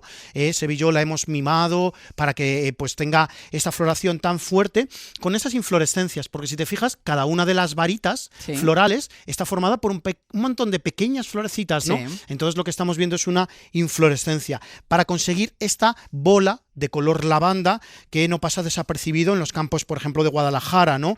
En estos campos hay que decir pues que la planta recibe sol desde el amanecer hasta que se pone el sol, ¿no? Nosotros en nuestra terraza no tiene tanto sol, pero sí que le está dando unas 7-8 horas de sol. Cuanto más sol, mejor. Cuanto más sol, mejor. Pero sol directo. sol directo, no ni siquiera una sombra, dices, no, si tengo una sombra luminosa. Al menos a las plantas aromáticas hay que darles algo de sol. ¿Qué plantas aromáticas estamos hablando? ¿De qué plantas? Pues del romero, de la lavanda, del tomillo, de la planta del curry, que tenemos también en plena floración ahora en la terraza. Todas esas plantas, como mínimo 4 horitas de sol les va a venir bien. Si tienen menos, ¿van a florecer y van a estar bien? Bueno, pues hay que verlo también en nuestro entorno. A veces una terraza que tenga menos insolación con 2 horas ya puede funcionar esta lavanda, entonces hay que probar. Pero lo ideal es que cuantas más horas de sol, mejor. ¿Y esta la cortarás en algún momento? Sí, la cortaremos, porque una de las cosas que hay que hacer siempre con las plantas aromáticas después de la floración es el recorte, porque si no envejecen mucho. ¿Qué va a ocurrir si esta lavanda después de la floración no la podamos? Pues va a abrirse, va a envejecer, va a hacer tallos cada vez más leñosos. Esos tallos leñosos son más propensos a contraer hongos. De repente la planta empieza a perder trozos. Desastre. Lo que hay que hacer siempre es una poda sistemática donde recortemos no solo la vara florecida, sino que cortemos un trozo más, un bastante más, dando una forma de media o balón de fútbol o de cojín, así, una forma de almohadilla, para que la planta retoñe con fuerza. Incluso si esta lavanda la cortamos cuando la floración vaya a la mitad, podemos llegar a tener una segunda floración. Es una segunda floración que pocas veces se persigue, pero que nosotros podríamos buscar. Se podría conseguir. Sí. Y luego las 2 hortensias de flor blanca, que las dos son muy diferentes, pero las dos son muy llamativas. Sí, bueno, es que nos regalaron estas 2 variedades, o mejor dicho, cultivares, el otoño pasado, ¿no? Llegaron aquí como en una especie como de septiembre, más o menos, ¿no? Se han adaptado, como puedes ver, Ángels, a la terraza de una manera estupenda. Vamos, están encantadas de vivir aquí. Están encantadas. Hay una que es más chiquitita porque es una hortensia un poquito menos vigorosa, pero fíjate la otra que es tremenda. Como tú muy bien has dicho, no es la hortensia que tenemos en mente, que son el género y la especie es Hydrangea macrophylla, que es la hortensia que siempre vemos de flores grandes, inflorescencias rosadas, azuladas, también blancas, pero que es la que tenemos en mente. Bueno, pues estas 2 no. Aquí una de ellas es la Hydrangea arborescens. ¿Cuál es esta primera? El apellido es arborescens y significa pues como los árboles. Entonces fíjate que tenemos una que es muy vigorosa. Empieza a ser un árbol. Empieza a ser un árbol, ya tiene una altura pues de 1,5 metros largo y lo que estamos viendo es un cultivar que se llama Strong Annabelle. Annabelle la fuerte. Bueno, pues aquí está a tope dándolo todo porque fíjate qué cabeza floral tiene.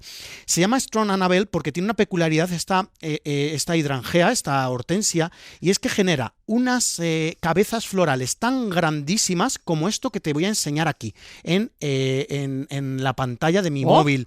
Es enorme, es como un balón de baloncesto. Súper bonito. Muy grande, es tremenda. ¿Y qué ha hecho este obtentor, este viverista con Strong Annabelle? Ha conseguido una hortensia con unos tallos muy fuertes y por mucho que sople el viento y por mucho que llueva, la cabeza, aunque pese el doble con ese agua, no va a tombar, que es lo que les ocurre a las hortensias azules y rosadas, que muchas veces después de un vendaval o después de una tormenta, con la cabeza esa que le pesa, tumba. Esta no, la Strong Annabelle es increíblemente fuerte. Ahora tú la estás viendo, de estas inflorescencias grandes, las estás viendo de un color blanco, un blanco bellísimo, un blanco mate muy muy bello.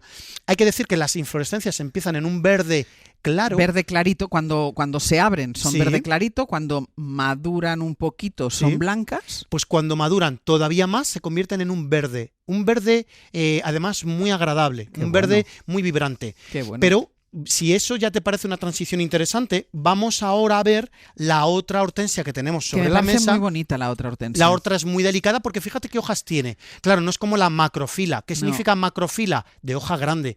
Por eso las hortensias de inflorescencias azules y rosas tienen unas hojas que son tremendamente grandísimas. Esta no. Aquí estamos viendo una Hydrangea paniculata.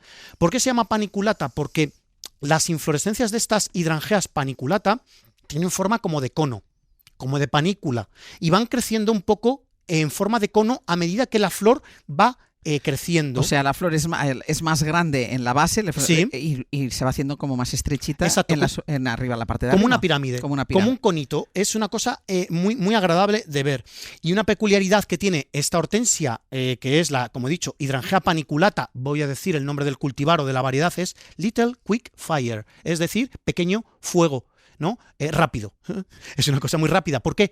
¿Por qué le llaman pequeño fuego rápido? Porque tú ahora mismo estás viendo esta inflorescencia blanca, de color completamente. blanca. Bueno, pues vas a ver cómo evoluciona a medida que va envejeciendo. Se va volviendo rosa. Un color rosa, tirando incluso hacia el fucsia, sí, que es súper agradable de ver. Es una transición bellísima. Una peculiaridad de estas dos hortensias, Ángels, es que van a florecer hasta entrado el otoño. Para pedirlas en el vivero, la primera es... la Hydrangea arborescens, vale. Strong Annabelle. Vale. Annabelle. En cuanto Strong pongas Annabelle. ¿Y la segunda? Es una Hydrangea paniculata, que probad las hidrangeas paniculatas, que son maravillosas. Esta en concreto es la Little Quick que es muy bonita, Fire. es muy bonita. Little Quick Fire. Y tienen fuego. además, las floraciones son largas, es decir, están con flor durante mucho tiempo. Larguísimas. Mira, van a estar hasta un septiembre, octubre. Va a depender del año, de cómo venga, pero un septiembre, octubre van a estar. O sea que fíjate, y estamos en junio. Llevan ya en flor un mes. Y le queda un par de meses bien buenos. Bien buenos, un par de meses largos incluso. Y además las veremos cambiar de color, porque las Bellísimo. dos cambian de color a medida que la flor va madurando. Venga, que nos da tiempo para una llamada. Amparo desde Vic, ¿qué tal? Buen día, buenos días. Hola, buenos días. Hola, Amparo, ¿qué tal? Cuéntanos. Es que mira, mi pregunta es sobre una planta que se llama Pachypodium lamerai, que Toma es ya. originaria de Madagascar. Toma ya. Y nada, parece una palmera, pero es una planta grasa. Entonces quisiera saber los cuidados que necesita, sobre todo para el control del riego, tipo de abono y todo eso. La que tengo ahora tiene unos 8 años y es la primera vez que me ha florecido. Entonces, como tuve una antes ya que se me pudrió, entonces, nada, yo le tengo mucho amor porque la cuido mucho, pero claro, exactamente no sé cuándo la tengo que regar y las temporadas y que a lo mejor lo necesita o no lo necesita. Pues una Pachypodium lamerai que es preciosa, me la está enseñando Sí. ahora Eduardo y es preciosa. Bueno, pues felicidades, Amparo, que te haya florecido, es un éxito. Y fíjate qué casualidad, Ángels, porque tenemos... Es que la flor se parece mucho al jazmín. Muy bien, es de la misma familia. exacto. Es de la misma familia del Trachelospermum jasminoides o del Nerium oleander, que es la adelfa. Son plantas muy resistentes, pero ¿qué es lo que hay que darle? Pues muy bien, tú lo has dicho, Amparo. La otra se te pudrió y es posible que hubiera algún estrés a nivel de raíz.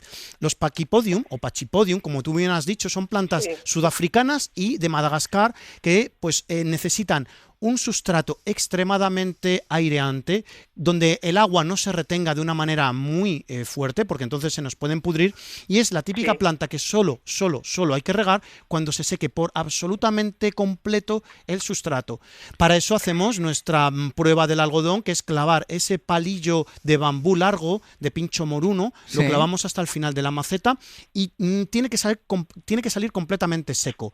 Que no nos importe que incluso se nos haya quedado la planta 2 meses seca. Aunque por la parte de arriba lo veamos seco, hagamos la prueba. Exacto. Por si abajo hay humedad. Claro, porque si abajo hay humedad es una planta que no es absolutamente nada demandante en agua. Yo he podido disfrutar de Pachypodium en sus lugares de origen, principalmente en Sudáfrica, y cuando los ves crecer, crecen en zonas absolutamente de sustrato mineral, con zonas de pendientes muy abruptas. Sí. De hecho, a uno casi que escalea por él casi me raspo todo el pim pam porque me fui ladera abajo. Y es tremendamente increíble que puedan vivir en esos sitios. Entonces nosotros tenemos que procurar lo mismo. Muchísima cantidad de sol directo, nada de agua hasta que se seque ese sustrato, y sí que podemos dar una fertilización más baja de lo habitual, pues en momentos de actividad, como ahora en una floración. Con un abono. Un abono específico de plantas suculentas, Vale. de plantas grasas, que van a tener menos nitrógeno y más fósforo y más potasio normalmente. Vale, pues sobre todo mucho cuidado con el riego y el abono, que sería ahora el momento, que es el Muy momento bueno. de la floración, un abono para plantas suculentas. Porque ya tuve otra con anterioridad y vamos, a que ya me diría 2 metros y un día Ole. se me partió el tronco y se me cayó y claro, el disgusto que me llevé porque ya tanto tiempo Pues- ya cuidándola y todo y floreciendo con 3 brazos que me había hecho y ahora esta la tengo, yo digo... Pues voy a eso, si la otra te duró tanto, eso quiere decir que tiene mano. A mimarla. Eso quiere decir que tiene mano mimarla, y a Amparo. mimarla, Amparo. Muchísimas gracias. Hasta la semana que viene, Eduardo. Hasta la semana que viene. Adiós.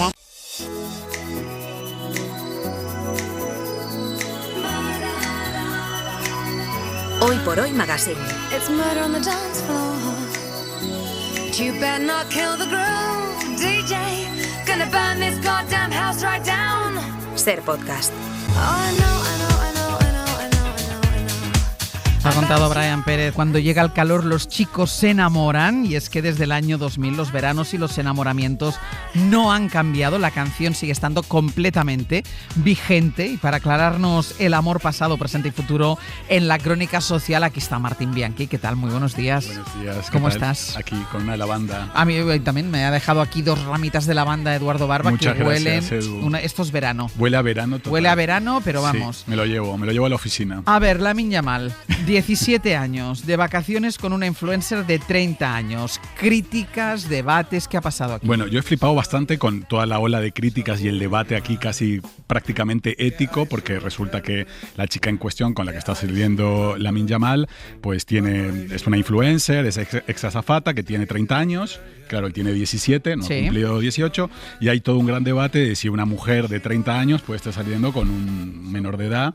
Hay que recordar que en realidad el consentimiento sexual legalmente en España es a partir de los 16 años. O sea, es así menor de edad, efectos prácticos, pero no puede votar, pero puede hacer otras cosas. Pero si lo consiente. Lo importante lo puede hacer. Si lo consiente.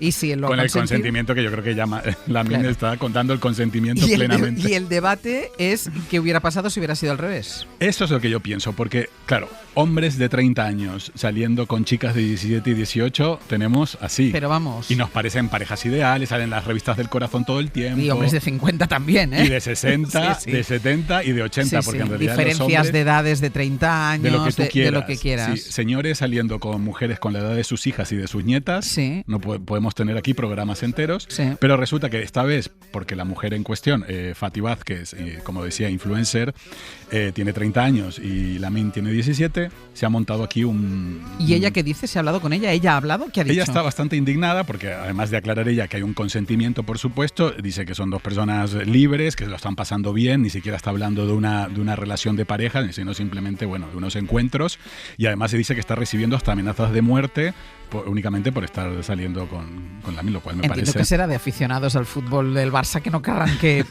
el chaval sufra ningún tipo de desgaste. Hombre, pero eso también vigoriza. También. Sí, no. Pero qué curioso que los insultos y las críticas van dirigidas a la mujer, y no creo que los fans de Lamine estén insultándolo a él, diciéndole, oye, ¿qué estás haciendo? Los fans de los futbolistas no cuestionan nunca nada de lo que hacen los futbolistas. Siempre las críticas Si defraudan a Hacienda, no pasa nada. Me recordó un poco a Bárbara Rey cuando la entrevisté, que me contaba que ella salió con un jugador del Barça en su día, y como él, pues... con Charlie Rexach, me acuerdo perfectamente de esa historia. Como no había un desempeño bueno de él en el campo, todo el mundo se lanzó contra ella, e incluso se publicaron caricaturas de todo el equipo del Barça acostándose con Bárbara Rey. Sí. Bueno, todo un poco pasan los años, las décadas. Y todo sigue igual. Y siempre seguimos igual. Y todo sigue igual. Pero no es la única noticia que tiene que ver con el futbolista, porque hay más, ¿no? Sí. Ha reaparecido Claudia Babel, que es una de mis personajes favoritos. ¿Quién es Claudia ya hemos Babel? hablado de ella cuando hablamos de Casillas. Ah. Casillas la negó. La negó 3 veces como Pilar.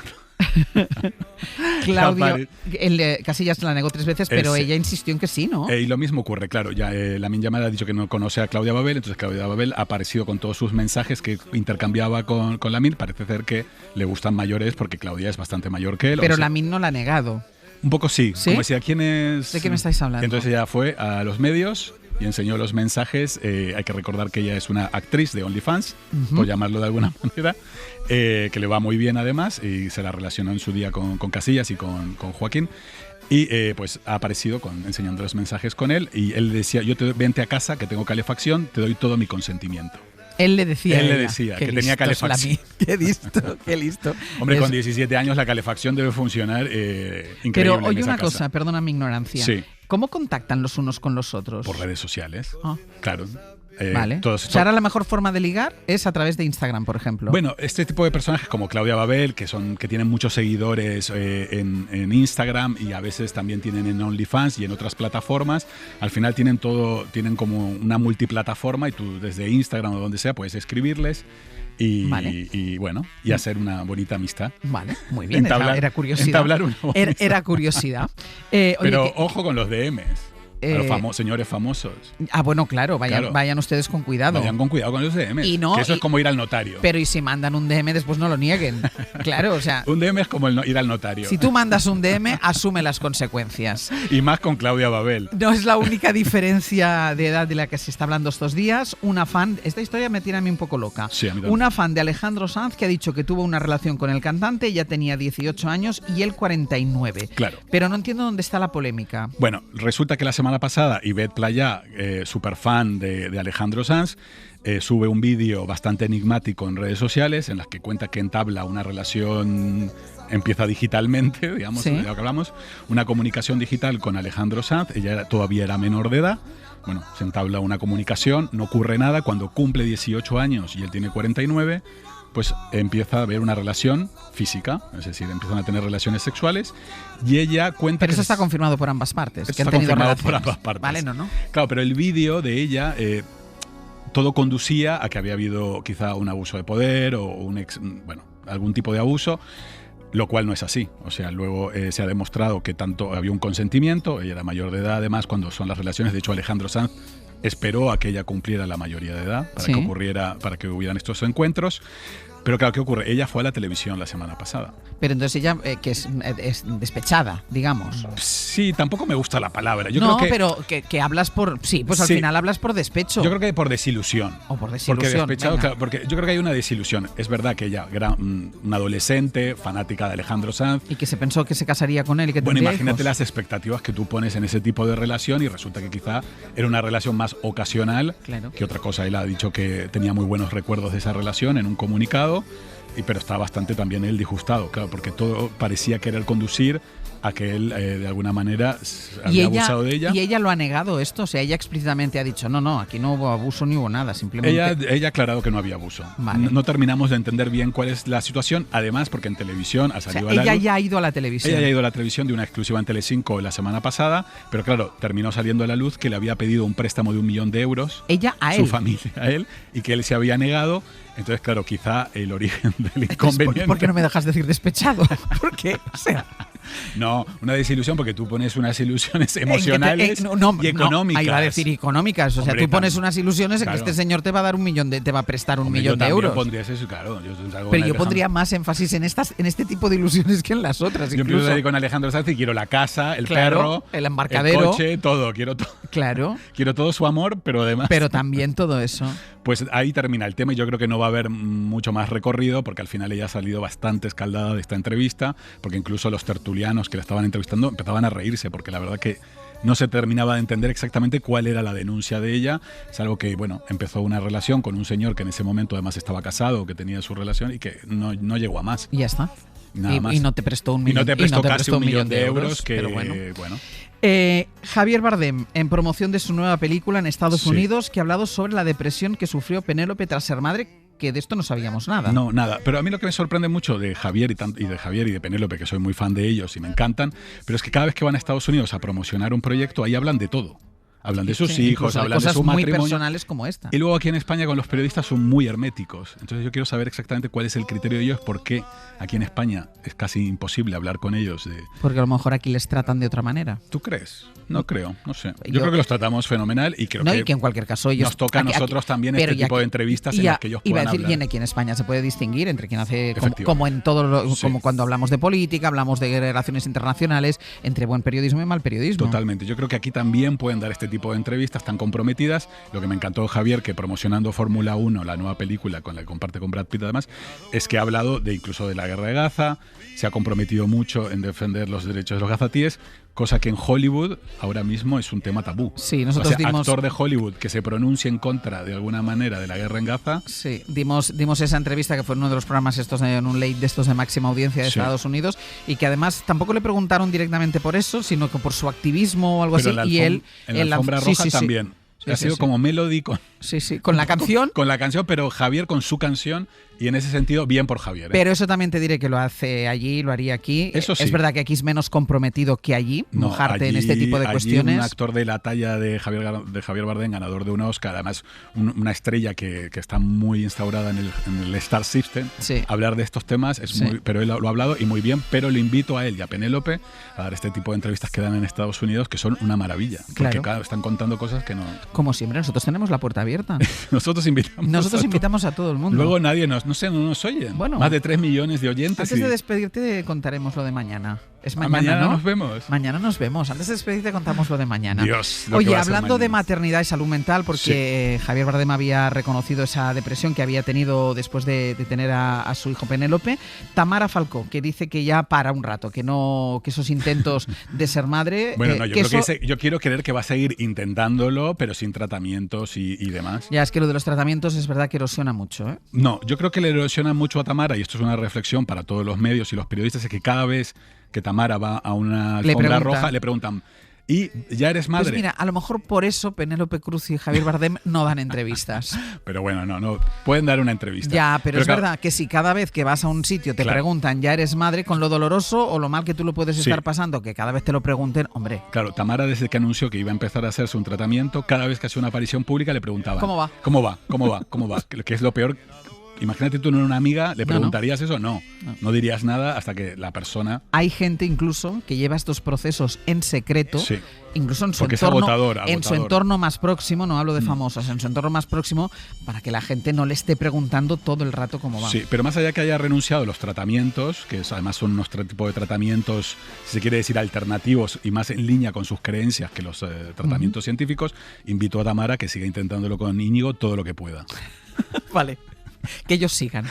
Tamara sigue porque eso no te lo quitan. Gran disgusto que tenemos aquí Martín Bianchi y yo, porque después de 10 años de reinado, Felipe VI ha otorgado los primeros títulos nobiliarios. Sí. Y a ti y a mí no nos ha tocado ninguno. No entiendo por qué no. Yo me he quedado muerto con el de Luz Casal, A mí de el nombre, Marquesa sobre de Luz y Paz, de pero Luz lo y de Paz. Paz, ¿por qué? ¿Qué ha hecho por la paz? ¿Tú crees que Luz esto... pero tú crees nosotros... Es que hemos tenido mucho O sea, debate. que me encanta Luz Casal, pero ¿qué ha A mí hecho yo por muchísimo. la... Pero no, pero una pregunta. ¿Tú crees que se pacta cuando a ti te llaman de la Casa Real? Esa es mi duda, si ellos hablan antes del... Es que esto tenemos que averiguarlo. Yo creo que no, yo creo que ellos te dan un título y ya está. Pero y te dan y ya te dicen el título que es, o sea, te llaman un Yo día creo por que ya te teléfono y te dicen, dicen pero Marquesa quizá- de Luz y Paz. Se queda Luz Casal ¿cómo? Claro, hombre, de luz vale, pero de luz y paz. Ay, a mí me encantaría, bueno, un marquesado para la persona que va a venir mañana, que luego hablaremos, Marquesa Roja, por ejemplo. Pero mira, la nadadora Teresa Fernández Perales, Marquesa de Perales, Sí. vale. El de Alfonsín, ex jefe de la Casa de Rey, Vale. Marqués de Alfonsín. Vale. Además con grandeza de España se lo han dado a él. Vale. Sí, Cristina García Rodero, Eh, Marquesa del Valle de Alcudia, bueno. Por bien. lo que sea. Sí. Que tampoco sé por qué, pero Sí, por lo que sea. a mí me quedo muerto con, bueno, Rafa Nadal, Marqués de Llevant, ¿cómo se dice? Llavant. Llavant. Llavant de Mallorca. De Mallorca. Llavant de Mallorca. Sí, el de Luz y Paz es el que... Es el que más me chirría, pero además solo 6 títulos y he hecho en falta un título Ana Belén. Por ejemplo. No sé. Sí, no sé, hay tanta gente. Sí, es que Julio Iglesias. Julio Iglesias. Rafael. Por ejemplo, que son incuestionables. Julio Serrat, Iglesias. Sabina. No, sin cuestionar a Luz, que es que cuando dices yo esto no quiero parece cuestionar, que haces pero de menos. claro, No, me no. llama la atención que 10 años sin dar títulos y le das primero a Luz Casal y Julio Iglesias, que internacionalizó la música española. Y el propio Rafael, que sigue en activo después de tantos con 83 años y todo lo que le ha pasado sigue en activo. Aquí se nos escapa algo. No quiero, es verdad que amo a Luz Casal. Yo también. Pero he hecho en falta, ya que te vas a echar títulos, empieza a repartir ahí 150 títulos. Pero ahora te digo la verdad, la próxima vez que la entreviste, que Y el tenga tuyo, ocasión... el tuyo. El mío. ¿Qué te gustaría? A mí no me gustaría. Yo es que a mí sí me llamaran Pero para luego no lo proponérmelo. utilizas. Hay muchos aristócratas que no utilizan su título. Pero pero tú siempre serás marquesa. No, pero no quiero ni tenerlo. En realidad tú serías duquesa. Yo sería, perdona, yo soy la reina. Tú eres la reina de las mañanas y yo solo me levantaría de la cama por un infantado. Tú por un infantado. Yo solo me levantaría de la cama por un título que fuera pensionado, porque ahí te dan dinero, no te dan dinero, ¿verdad? Tú reina de las mañanas Vamos, reina de las radiofónicas. mañanas. Oye, nada, y acabo ya que Urdangarín está preparando sus memorias. Bueno, Pilar Eire ha contado la semana pasada, un beso a Pilar, que la amo, que siempre da exclusivas, ha contado que parece ser que Iñaki está preparando sus memorias para el año que viene y me encantaría la Feria del Libro del año que viene y San Jordi firmando Iñaki Urdangarín en una caseta, Bárbara en otra y el rey Juan Carlos en una tercera, uno al lado del otro. Y además son memorias complementarias. Todas. Es como una saga. Son puntos de vista diferentes. Memorias complementarias. Bueno, qué maravilla. Ojalá que sea cierta esta noticia que Pero cuenta esta tiene Pilar. fecha de salida, ¿no? En principio saldrían en enero de 2026. Parece ser que las del rey Juan Carlos quizás salen también a fin de año, comienzos del año que viene.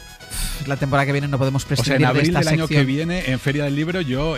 Mañana nos vemos con Martín. ¿Ah, sí? Porque viene a esta sección, viene a la entrevista, a la sección de la entrevista, alguien a la que hemos nombrado mucho nosotros en esta sección, y no es la reina Leticia. Ahí lo dejo. Ah, no das el nombre. Ahí lo dejo. No voy a dar el nombre. Bueno. Hasta mañana. Hasta mañana. Adiós. Chao, adiós. Hoy por Hoy Magazine. Ser podcast. Casal, ¿qué tal? Buenos Ángels? días. ¿Cómo Francino, estás? buenos días. Buenos días, hola. Venga, con la maquinaria en marcha. Sí, Venga. y con una pregunta a esta hora. Si se ha roto, como parece, el alto el fuego entre Irán e Israel anunciado por Trump y que ha entrado en vigor a primera hora de la mañana. Es la pregunta más inmediata, porque la cuestión de fondo que vamos a analizar con Pablo Morán a partir de 1:30 es si estos 12 días de guerra que llevamos han resuelto o no el objetivo inicial, que era, recordemos, dinamitar el programa nuclear del régimen iraní. Esa pregunta de momento sigue sin respuesta. Sobre este conflicto, quiero que escuchéis una voz, un testimonio que han grabado nuestros compañeros de Radio San Sebastián. Se llama Julen Esnaola, es entrenador de porteros en Qatar. El campo de fútbol en el que trabaja está justo al lado de la base de los Estados Unidos, que recordemos ayer Irán bombardeaba. Vi cómo salían como fuegos artificiales y le digo a los porteros, oye, mira, ahí hay una fiesta, porque además parecía que estaban saliendo los fuegos artificiales de nuestra ciudad deportiva. Me dice uno de los porteros, que es de origen palestino, me dijo, mister, vámonos para adentro, que eso no son fuegos artificiales. Confundieron el ataque con fuegos artificiales. Tenemos Consejo de Ministros y vamos a conocer y vamos a poder analizar también a partir de 1:30 las condiciones que el gobierno impone a la OPA del BBVA sobre el Sabadell. Y tenemos muchas más cosas. Vale, En pues, Hora 14. pues muy bien, muchísimas cosas y además muchas cosas abiertas todavía. ¿Y tú, Francino? Hoy en La Ventana proponemos hablar de un problema de Estado que tratamos como si fuera un fenómeno individual o una lotería, que es el Alzheimer. Hay más de 800.000 personas diagnosticadas en España. El coste del tratamiento es 1,5 del PIB, o sea, unos 30.000 millones de euros. Y no hay ni una sola ley específica dedicada en exclusiva a estas personas enfermas y a los cuidadores, sus cuidadores, claro, y cuidadoras, que viven como viven. José Luis cuidó a su mujer, ahora cuida a su madre. Mi mujer dejó de hablar y si acaso algún gemido, y luego pues hombre, porque estás acostumbrado a vivir con una persona y le ves Ana, los por ojos ejemplo, cuida a su marido. Él ya lleva como un mes en silla de ruedas porque tiene un riesgo de caída altísimo. De hecho, se ha caído ya 8 veces. Yo no tengo fuerza para sujetar. Hoy hablaremos Es tremendo, largo es y tendido del Alzheimer en la ventana. Insisto, un problema de Estado que tratamos como un fenómeno individual. Y en La Ventana de la Tele, una serie que os recomiendo. ¿Os acordáis de Relatos Salvajes? Sí. Bueno, pues un poco en la estela, en la línea. Me encanta, soy muy fan yo de Relatos Salvajes. En la onda, para entendernos. Furia. Sí. Historia de varias mujeres que llegan a un momento donde... ¡ah! Sí, Momento de sí, furia. lo entiendo perfectamente. Por ejemplo, si tienes un restaurante y un crítico te pone a parir. Vete de aquí, vete de aquí, no vuelvas más por aquí, ¿me oyes? Estás perjudicando a mucha gente, sin vergüenza. Sí, lo has grabado, ¿no? Lo has grabado. Que no me grabes. Muy bien, pues nada, ya lo habéis visto, otra vez me han echado, pero ahora ha sido la mismísima chef sostenible, un honor. A berenjena se le caen las estrellas, pero no se le caen los anillos. No cocina solomillos, pero te vende una berza como si lo fuera. Tiene un morro, un morro de hialurónico, receta de su marido, el cirujano Celebrity. Por cierto, ¿sabrá berenjena de dónde sale el hialurónico? De la cresta de los gallos y de las aletas de los tiburones, querida, que eres Vete muy de sostenible. aquí, que te vayas. Ya está, Voy a llamar a la policía y te voy a denunciar por acoso. ¿Me oyes? ¡Vete! ¡Vete de aquí! ¡Que no me grabes! Yo voy a ver, Buenísimo, yo voy a ver de verdad, esta es una serie. serie... Qué Vale. cabrón Pedro Casablanca, Vale. haciendo de crítico gastronómico. Pues- Hoy Furia, en La Ventana de la Tele. Os escuchamos. Muy bien. Hasta luego. Hasta luego.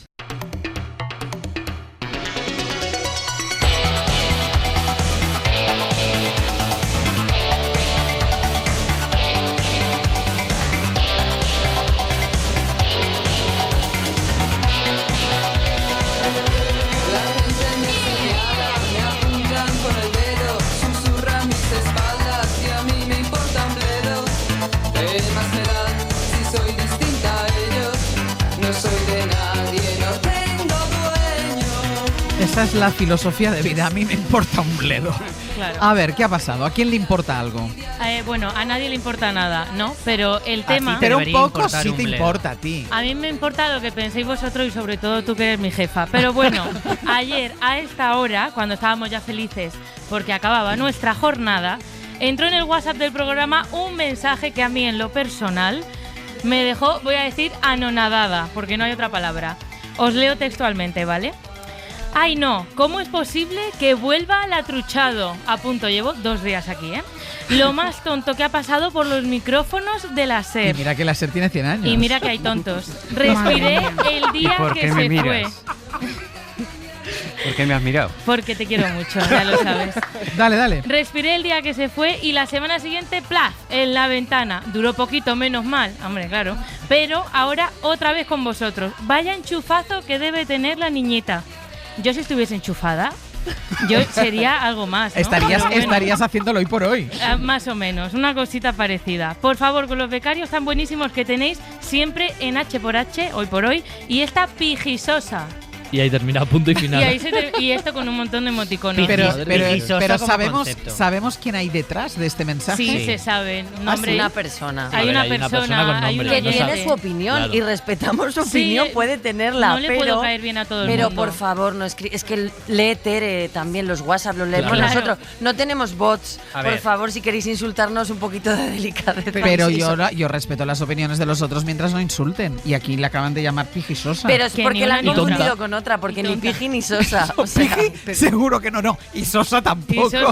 Es que es el insulto que menos le pega a Teresa Truchado, es pijisosa. Es pijisosa. Que a mí no me importa que me llaméis lo que sea, porque así ha sido en toda mi vida. Ya sabéis que tengo una personalidad muy estridente. Pero claro, ahora estás provocando a tu hater. No, bueno, yo me gustaría que nos llevásemos bien, porque es mi primer hater. Eso es muy fuerte. Pero bueno, es necesario. Yo te lo dije además, yo que he cogido muchas veces llamadas con Tere al lado. Eso es verdad. Llaman para decir, oye, la chica esta tan maravillosa que ha cogido... Esa chica tan maja que ha cogido el teléfono. Es que es verdad que soy muy maja. A lo mejor no fui maja con ella, y me la está devolviendo. Eso puede ser. O igual no te conoce. Igual no me conoce. Los haters a veces hablan sin saber. ¿Es un hombre o una mujer? Una mujer. Es una mujer. Ah, es una mujer. Yo creo que no ha probado mi bollo y que por eso todavía no he caído muy en hombre, Tere, no. Pero no vayas por ahí. Tere. No, a ver. Tere ha ido con la bondad por delante. Ese no es el camino, Teresa. Pero no ha elegido las palabras adecuadas. Vosotros que pensáis muy mal. Los haters forman el carácter y te hacen y te engrandecen. Por si me hiciera falta engrandecer. ¿Tú crees que Ángels Barceló no hubiera llegado a donde está? Yo estoy súper contento. Y la cantidad de haters que seguramente tiene. Pide consejos, Teresa. Eso, ¿qué me aconsejáis vosotros? Que tendréis más haters. Pues yo si quieres que venga el siguiente. Mi puesto, ves tú todos los mensajes que llegan a los perfiles de redes sociales. Qué fuerte, y créeme que cuando termines la jornada vas a estar inmunizado de los haters. Te curas de espacio. Claro. Pero bueno, yo también, a lo mejor yo me haría una plaquita con porque si es tu primer hater, por favor, una claro, te haces una plaquita ahí con lo que te ha dicho el hater y te lo cuelgas ahí en casa. Tampoco le voy a dar más bombo a esa persona. Yo también creo que las alabanzas te inflan demasiado y tu vanidad se te estalla, así que es bueno que llegue de vez en cuando alguien que te diga eres una pijisosa o un gilipollas. Así es que dices, bueno, pues el mundo me coloca en el sitio. Pues ya está. Ya me la llevo. Que a mí no me importa, que me llame la gente lo que sea, que bueno, tal. Yo seguiré hablando por la radio y la gente seguirá comentando. Que te queremos y tu jefa, bueno. Vamos, yo ni te cuento. Pijisosa. Sí, he sido yo la que he escrito. A mí me da pena por la señorita. Hoy por hoy. Es caprichosa y tiene rarezas y si se aburre se muere de pena. También habla de ti la canción. Ya, macho, me persigue. Venga, vamos con el último compás, Ana. Venga, con alegría, Tere, que nos vamos a ir con un programón que ya, por cierto, tienen en podcast. Estará ya subido en podcast para que lo puedan escuchar. Pero vamos a irnos con el ratito que hemos compartido con los hermanos Lavado, con Guille y Diego. Son sobrinos de Quino y con motivo del estreno Quinografía, un documental sobre la figura del dibujante argentino, nos han contado, por ejemplo, las claves que han llevado a que Quino sea una lectura obligatoria de generación en generación. Primero, el tratamiento que da él a los niños. Es de alguna manera un tratamiento lineal sin considerar que son niños y no entienden. Los niños entienden quizás un pequeño porcentaje de lo que leen en ese momento de Mafalda, pero queda en su memoria y queda algo germinando ahí que cuando son grandes los sigue atrayendo y son capaces también de creer que vale la pena también transmitírselo a sus hijos y así por generaciones. Y que su visión es un poco más europea en relación a sus colegas y no pretende él hablar de temas puntuales o de la contingencia política de ese momento o de algún político en particular, sino que tiene una visión que es la que lo hará perdurar, que es hablar de los temas que nos preocupan a todos sin tiempo. Pues mañana más, que ya será miércoles, les esperamos a partir de las 6. Pongan el despertador.